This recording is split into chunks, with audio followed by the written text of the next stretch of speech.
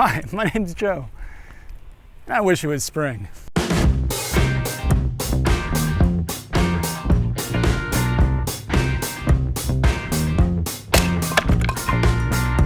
And I also love motorcycles, traveling, and talking about how freaking wonderful life is. If you like any one of those three things, you should probably hit the subscribe button right now.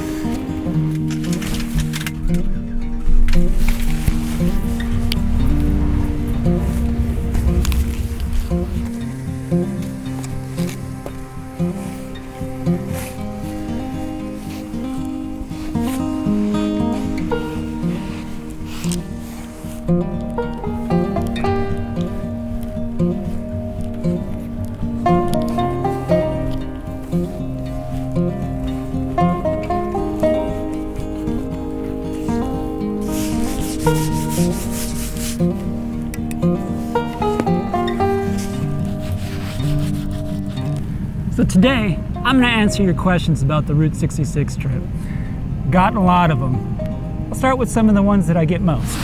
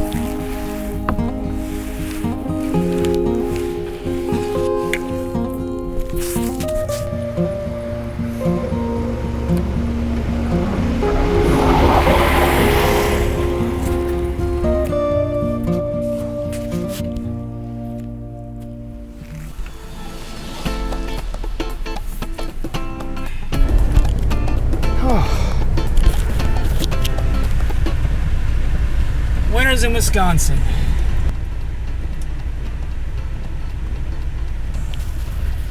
Might have to do a backing up, forward backing up just to get out of this spot here. Before I get started here though, I'll tackle that first question. Oddly enough, the number one question I got in all of the 40 videos of the Route 66 trip is, what handlebars are those? What handlebars are those? What handlebars are those? Let's talk about what handlebars those are.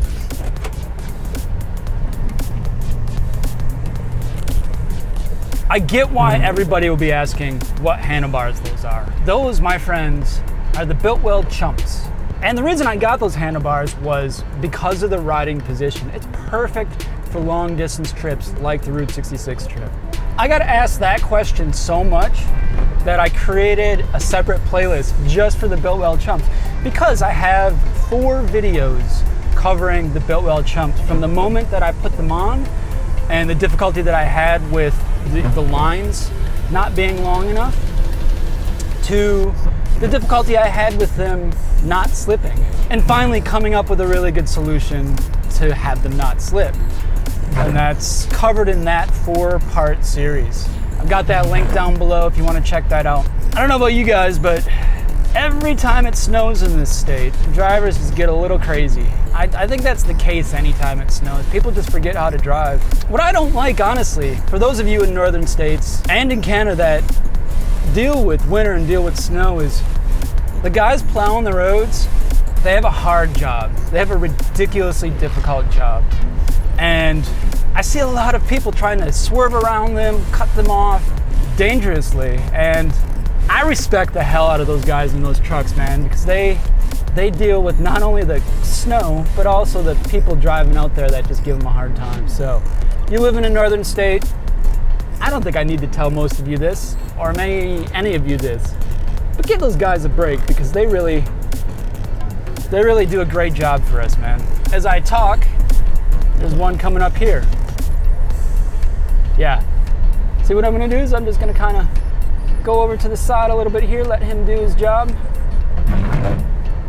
These guys do good work. What I like best about the Biltwell Chumps is that riding position. I mean, I did a ton of research on various different bars and what I thought would be best for me for this trip, and the Biltwell Chumps checked all the boxes for me. And I didn't know I'd have the issues with the slippage, but with that video, you'll be able to see how I solved that issue.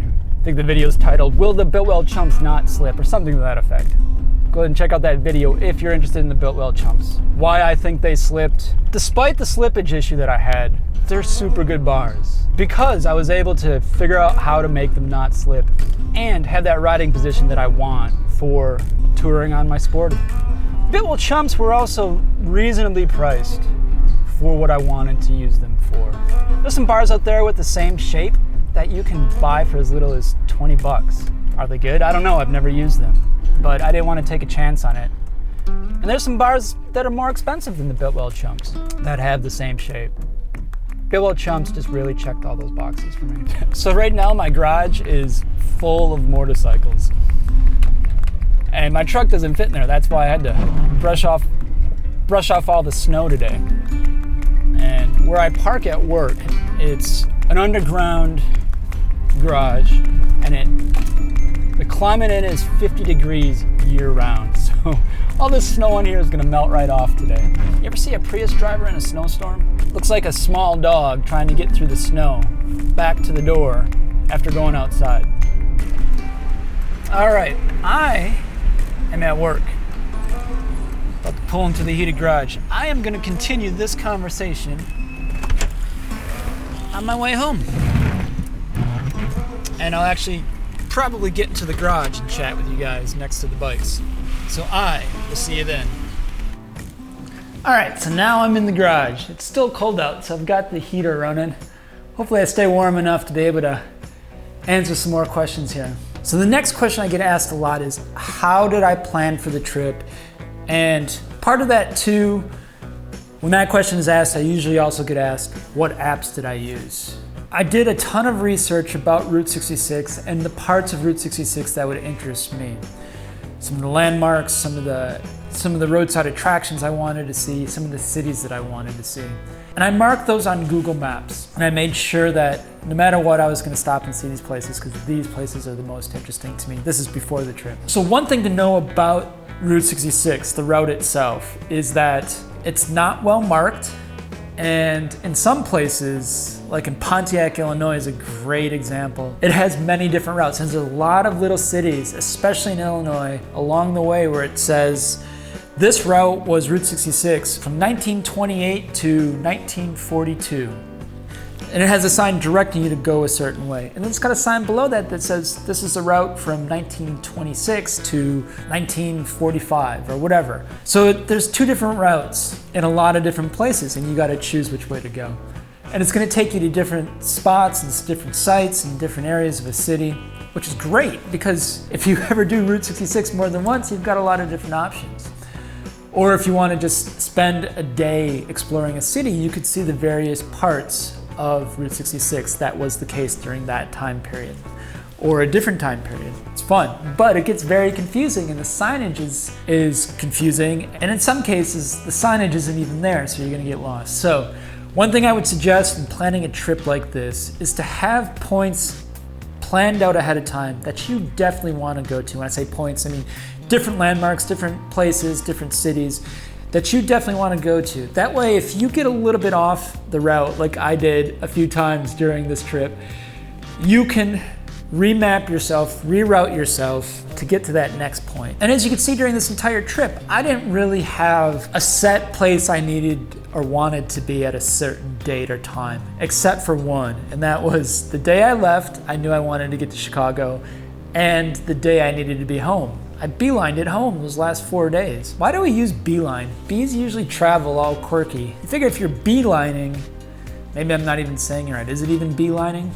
I don't know. You guys will let me know in the comments. But I beelined it home those last 4 days, so I needed to be home at a certain time. But other than that, the rest of the route, I didn't need to be in one particular location or one city at a specific time, which was kind of nice, and it's the way I really like to travel. And it's why I like to take these longer vacations like this, so I can do something like that. But when I did have a specific location that I wanted to get to, I use two different apps. One, the very useful Google Maps. Everybody has it on their phone, or most people have it on their phone. I happen to have an Android phone. It's really helpful to plot a starting point and an ending point and to get there. Another app that I use is called Locus. I've used this app a lot on my cycling trips, and I just carried it over into my motorcycling trips. Now this app costs some money. I think it's like $10 to purchase the app, and then you gotta buy some maps if you want certain locations, which is fine with me because I think it's a really great app. But there is a learning curve if you don't know how to use waypoints and GPS. If you use GPS in the past, if you're a hunter or you've used GPS in some other component of your life, trying to find points, waypoints, and setting waypoints and all that shouldn't be any bit of a challenge for you. But coming into this app, if you don't understand them very well at first, it takes a little bit of getting used to. It's not too challenging, but it's just an extra component if you want to use this app. It's just really detailed, and that's what I like about it. You can set waypoints for cities, for restaurants, for other locations, for landmarks that you want to see, for roadside attractions if you're traveling on Route 66, a mountain peak if you want to reach that, anything you could set a waypoint for. You just need to understand how to do it and how it functions. So another question I get asked a lot is if I needed to refuel a lot, or if I ever ran out of gas, or if I needed to carry extra fuel with me in this tiny 3.3 gallon tank. I started out the trip carrying extra fuel. It became a huge hassle to carry that extra fuel because it was added weight. I carried an extra gallon of fuel with me, and I kept it in the duffel style bag on the back. It fit, but it occupied a lot of space and there was a lot of extra weight. There was not one single time on the entire trip where I needed to use that 1 gallon extra fuel. I had it in case of emergency, but I never needed it. This tiny tank and the fuel economy that I get on my Harley Iron 883, I can go around 140 miles. In some cases, I was getting such great fuel economy that I could go even more than that. I never came really close to running out of fuel. Yes, the fuel light came on, but that fuel light comes on when you have 1 gallon left. That's minimum 40 miles. I was never too far away from a gas station when that were to happen. In fact, you could see in one of the episodes, I believe it's episode 16, where I gave away a free gallon of gas to some stranded strangers. I was very happy to help them, and I thought, I'm never gonna need to use this, so let's go ahead and fill it up, give it to them, and it actually helped me because I lightened my load quite a bit. Another really good question that's been asked is, how many miles a day did you ride? How many hours a day did you ride? I like that question because I'm riding a Sporty, right? A lot of people think, damn, that dude's gonna be really uncomfortable riding that Sporty. He can't do very many miles on that thing. And obviously it's gonna vary day by day. It's gonna be based on the weather. It's gonna be based on how much time I wanna spend in a certain area. If there's something cool I wanna see in that area, I'm gonna spend a little bit more time in there. That means I'm gonna be doing a lot less riding there. But the days that I rode, I usually rode about 300 to 350 miles, which translates to about 6 hours on the bike, depending on where I was traveling. Obviously on I-40, 350 miles, going 85 miles an hour, I'm gonna be spending a lot less time in the saddle than I am on Route 66 going at 55. And at the end of those rides, I really didn't get uncomfortable. There was times where yes, I spent 8 hours in the saddle that day, and I was definitely sore afterwards, but you get on any bike, for 8 hours, you are going to be sore after that, guaranteed. Whether it be, a little Grom, a Harley Iron 883, or your most comfortable bagger.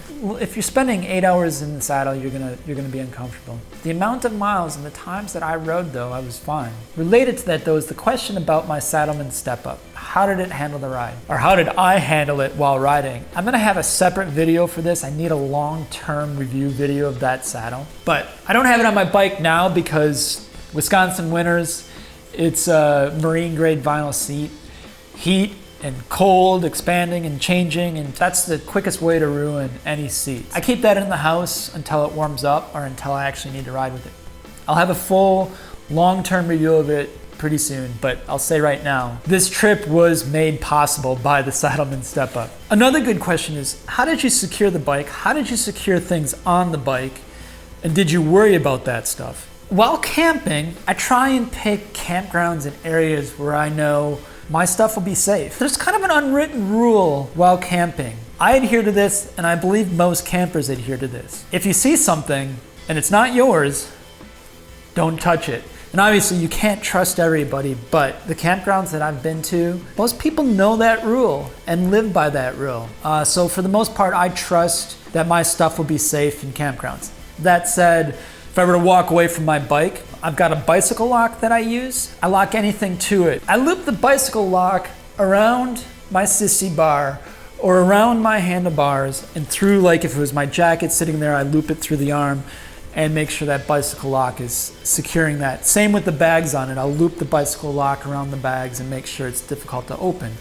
Is the bicycle lock breakable? Yeah, it just takes a quick knife to cut it. But the goal here is to prevent thieves of opportunity. Somebody sees a bicycle lock there, it's more difficult and more time consuming to steal something. Most of the time when something gets stolen from somebody, it's because a thief sees a really good opportunity to do it. If it takes a long time, a thief is not going to do it. My GoPro is a really good example. My GoPro was stolen and I stepped away from my bag, didn't secure it, was just sitting there, stepped away for like 30 seconds. It probably took the thief 5 seconds to steal that GoPro out of the 30 that I was gone. That was a thief of opportunity. So what else do I do? So if I'm staying at hotels, I make sure I park my bike where I could see it out the window. I go take a glance at it every now and again. And also I like to look out the window and say, hey, there's Rosinati. I'm so glad I'm riding a trip like this. Now that's really easy to do in some of those budget motels where your bike is like right outside your window. That's not as easy to do in some of the fancier hotels. But for the most part, I stayed in some of those cheaper hotels and I was able to keep an eye on my bike. But for the most part, I carry all my stuff in. I don't leave anything on the bike that could be stolen. So say I'm at one of those fancier hotels, I make sure I park my bike where it's nice and bright underneath a light. I also have the security system here on my Harley. I paid the extra $395 for that, along with the fob.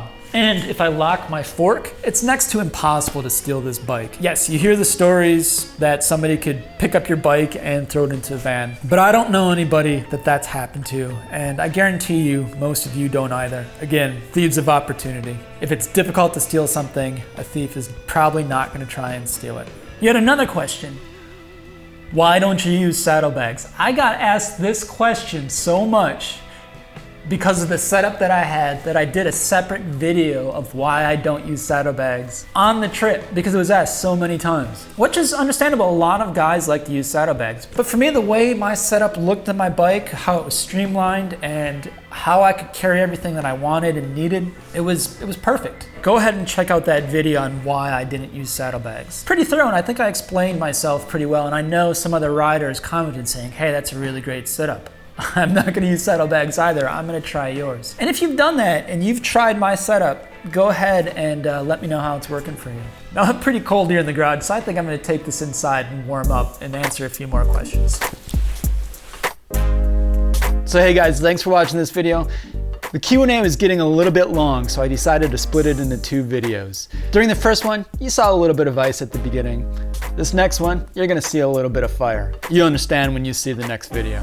As always guys, ride safe out there and keep your wheels rolling in the right direction. I'll see you in the next video.